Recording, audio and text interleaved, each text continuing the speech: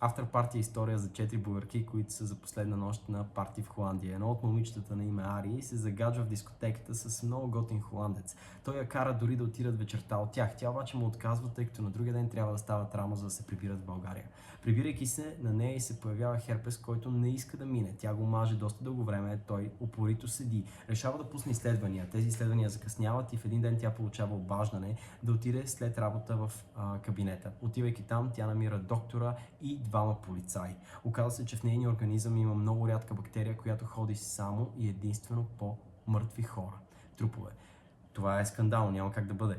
Оказва се, че Ари или трябва да има контакт с мъртъв човек, или да има контакт с някой, който е имал. Това води до международно разследване от страна на българската полиция и холандската полиция и те намират в дома на холандеца, с който тя имаше вземане-даване, 3 мъртви момичета. After Party е история, вдъхновена от истински събития и тя показва как едно на пръв път невинно приключение може да доведе до катастрофален кошмар.